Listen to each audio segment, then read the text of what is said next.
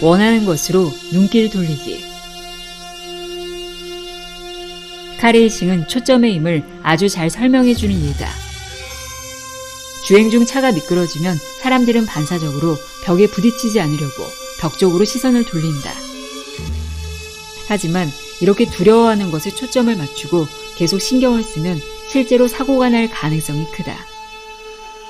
카레이서들은 우리가 무의식적으로 초점을 맞춘 방향으로 핸들을 꺾는다는 것을 안다. 그렇기 때문에 일부러 벽을 바라보지 않고 넓은 트랙에 초점을 맞춘다. 많은 사람들은 살아가면서 자신이 원하는 것이 아닌 원하지 않는 것에 초점을 맞춘다. 용기를 가지고 두려움에 저항하며 원하는 것에 초점을 맞추는 훈련을 해야 한다. 이렇게 하면 자연스럽게 원하는 방향으로 나아갈 것이다. 두려움을 내려놓자. 그리고 자신이 진정으로 원하는 것, 누리고 싶은 것에 초점을 맞추자.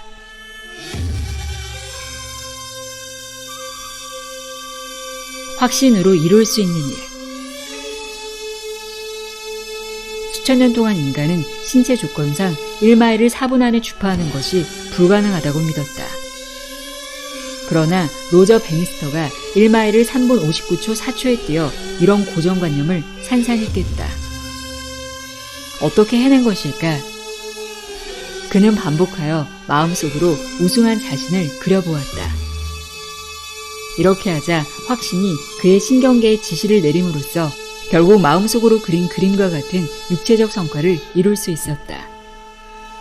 놀랍게도 베니스터가 성공한 이후 1년간 그와 같은 성과를 이룬 선수들이 쏟아졌다. 당신이 뚫고 나가야 할 장벽은 무엇인가? 불가능해 보여도 확신을 가지면 이룰 수 있는 일은 무엇인가? 당신이 그것을 해냈다면 비단 자신의 삶뿐 아니라 주변 사람들의 삶도 바꿀 수 있다.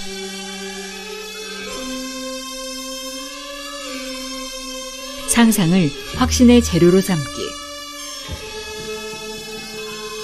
신념이란 어떤 의미에 대한 확실한 느낌이다. 예를 들어 만약 자신이 똑똑하다고 믿는다면 그것은 단순한 아이디어 이상이다. 당신은 자신이 똑똑하다고 확신한다. 그 확신은 어디서 비롯된 것일까? 생각을 테이블의 윗면이라고 상상해보자. 다리가 없다면 테이블도 세워놓을 수 없다. 신념으로 완성되려면 생각, 즉 테이블에 반드시 다리가 있어야 한다. 그런 다리는 경험이 만들어준다. 예를 들어 스스로 똑똑하다고 믿는다면 아마 학창시절 성적도 좋았을 테고 똑똑하다는 말도 많이 들었기 때문일 테다. 하지만 과거의 경험만이 확신의 근거가 되는 것은 아니다. 로저 베니스터처럼 상상력을 바탕으로 아직 시도해보지 않은 일들에 대해서 확신을 얻을 수도 있다.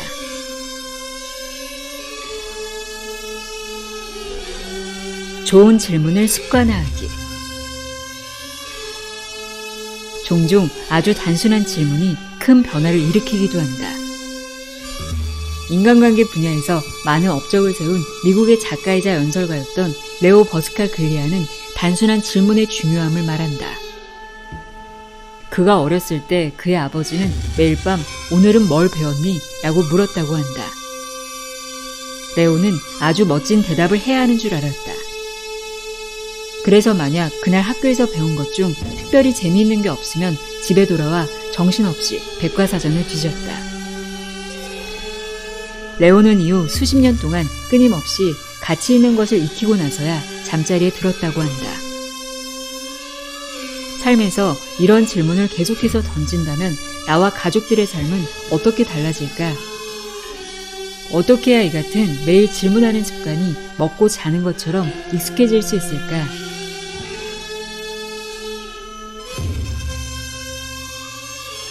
무의식적인 익숙함에서 벗어나기. 행동이나 감정의 패턴을 바꾸기 어려운 이유는 그것이 우리를 올가매고 있기 때문이다.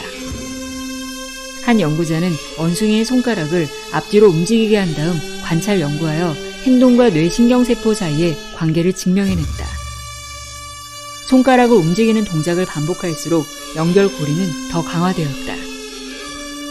연구자가 원숭이의 손가락을 수백 번 넘게 움직였을 때 원숭이들은 좋든 싫든 신경회로를 형성했고, 이런 행동 양식에 익숙해진 원숭이들은 연구자가 손가락을 움직이지 않아도 저절로 손가락을 움직였다.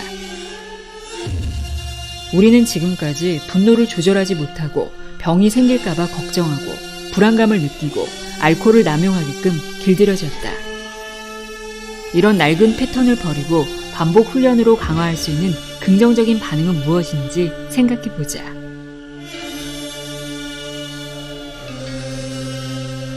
때론 실패해도 특별한 보상해주기.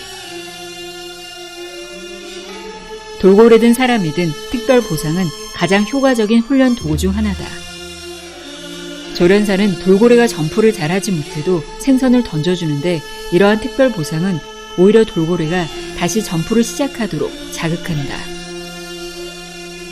아주 지쳤을 때 필요한 것은 특별 보상이다.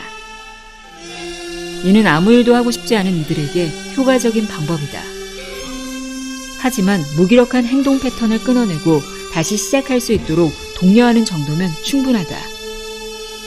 중요한 것은 기대했던 것보다 더 많은 보상을 해줬을 때 사람들은 더 비범한 노력을 하게 되고 특별한 결과를 만들어낸다는 것이다. 오늘 이런 특별 보상이 필요한 사람이 없는지 한번 살펴보고 그들에게 멋진 보상을 해주자.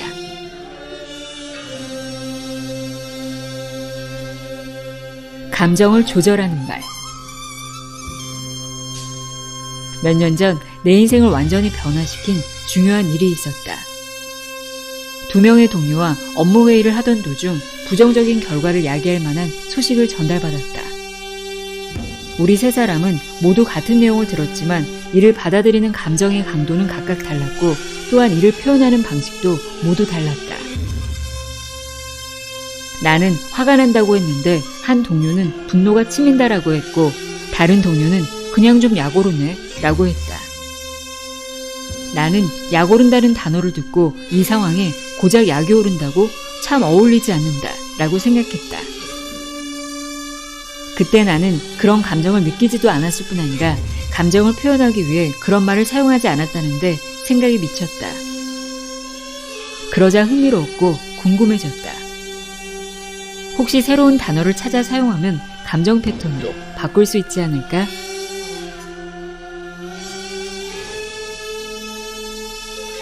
부정적 감정을 순화할 단어 찾기. 동료의 그냥 좀 약 오르네 라는 말에 놀랐던 나는 그 이후 열흘간 보통의 경우라면 화가 난다, 미치겠네 라고 말할 만한 상황에서 약 오른다는 단어를 써보았다.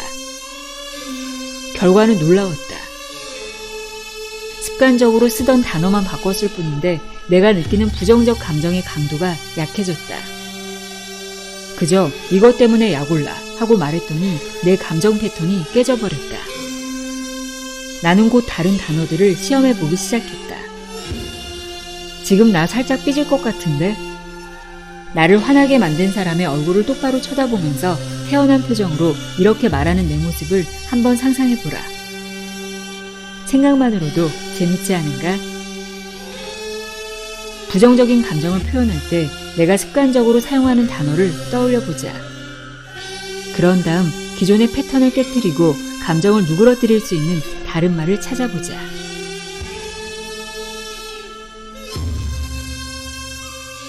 돈에 대한 이중적 잣대 버리기. 부를 창출하는 방법은 의외로 간단하다. 하지만 대부분의 사람들은 돈에 대한 가치관과 자기 믿음이 서로 갈등을 빚어 부를 창출할 기회를 잃는다.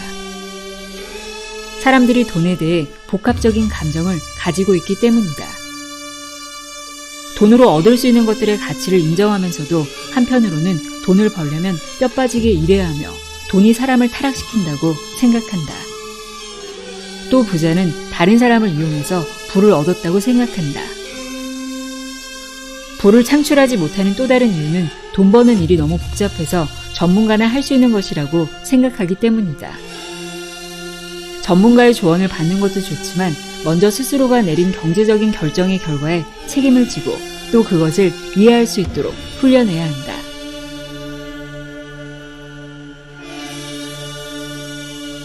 모든 변화는 한 걸음에서 시작된다. 사회 문제가 너무 막막하고 위협적으로 느껴진다면 자신의 믿음을 변화시킴으로써 이를 제어할 수 있다. 무엇보다 그런 상황이 쉽게 끝나지 않을 것이고 나 혼자 나서봤자 소용없을 것이라는 생각을 버려야 한다. 마하트마 간디가 혼자만의 생각이라는 이유로 포기했는가? 테레사 수녀가 가난한 자들의 고통을 돌보는 수녀가 자기뿐이라는 이유로 열정을 저버렸는가? 자신의 행동이 세상의 변화를 일으킬 수 있음을 보여주기 위해 무언가 새로운 일에 도전해보자. 병원에서의 봉사활동도 좋고 노숙자 배식 봉사도 좋다. 글을 배우려는 어르신들을 돕고 어린 미혼모들에게 양육 방법을 가르쳐주고 요양원의 풍선 다발을 들고 찾아가 즐겁게 해드리는 일 등을 해보자.